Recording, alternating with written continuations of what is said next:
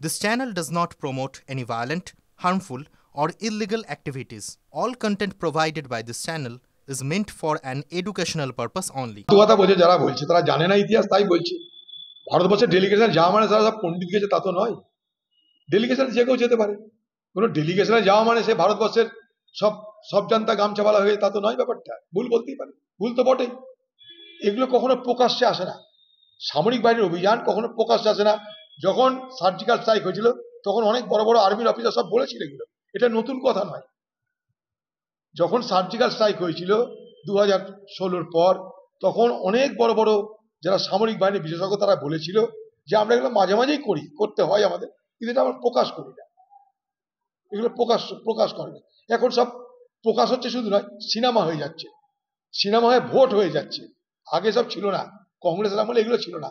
সেনাবাহিনী মধ্যে অপারেশন করতো। এখন সেনাবাহিনী তার সঙ্গে রাজনীতির নেতা সব মিলেমিশে একাকার হয়ে গেছে। আর ডেলিগেশনে যেতেই পারে, কেউ চেয়েছিল তার ডেলিগেশনে গেছে। ডেলিগেশনে গিয়ে বিরাট কিছু ভারত সফল করবে বলে আমি তো মনে করি না। কারণ পাকিস্তান সন্ত্রাসবাদীদের আশ্রয় দেয়, বা সন্ত্রাসবাদ বিপদ, পৃথিবীর গণতন্ত্রের জন্য ক্ষতিকর। সন্ত্রাসবাদ পৃথিবীর গণতন্ত্রকে ধ্বংস করে, পাকিস্তান তার মদত দেয়। এটার মধ্যে নতুনত্ব কিছু আছে বলে তো আমার জানা নাই। পৃথিবীর সবাই, যেমন আমরা ইন্টারনেট দেখি, কম্পিউটার দেখে, খবরের কাগজ দেখি, পৃথিবীর সবাই সেটা দেখে। তাই আজকের পৃথিবী কিন্তু হাতের মুঠোয়। আজকের পৃথিবীতে গিয়ে নতুন করে আমার জানান দেওয়ার কি আছে আমার জানি না। তার থেকে পার্লামেন্ট ডেকে একটা আলোচনা করা জরুরি ছিল, ইউনাইটেড নেশনসে বলাটা জরুরি ছিল।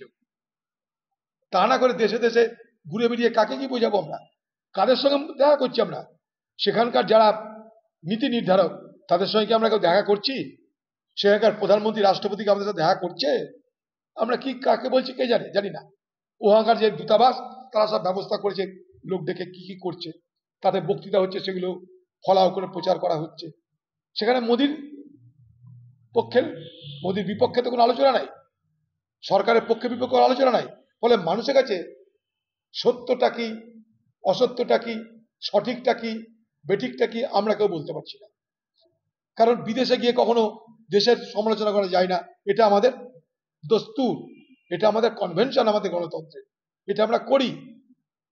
একসময় পিভি নরসিংহ রাও অটল বিহারী বাজপেয়ীকে পাঠিয়েছিলেন বিদেশে দেশের হয়ে কথা বলার জন্য।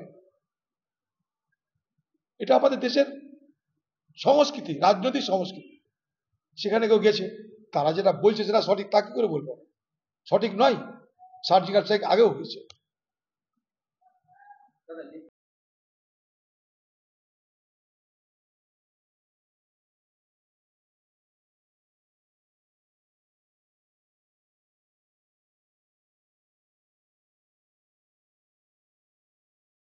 ক্লাস 10 ও ক্লাস 12 এর পরীক্ষা শেষ, রেজাল্ট আউট। এরপর কি পড়বেন, কোথায় পড়বেন? সুলুক সন্ধান এখন হাতের মুঠোয়। TV9 বাংলা এডুকেশন এক্সপো 2025, কলকাতার সবচেয়ে বড় এডুকেশন এক্সপো।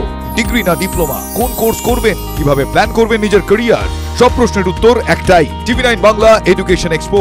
একই ছাদের তলায় থাকছে নামকরা সব ইঞ্জিনিয়ারিং কলেজ, বিশ্ববিদ্যালয়, মেডিকেল ও ম্যানেজমেন্ট ইনস্টিটিউশন।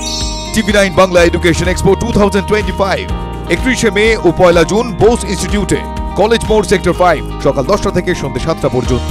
এন্ট্রি একেবারে ফ্রি।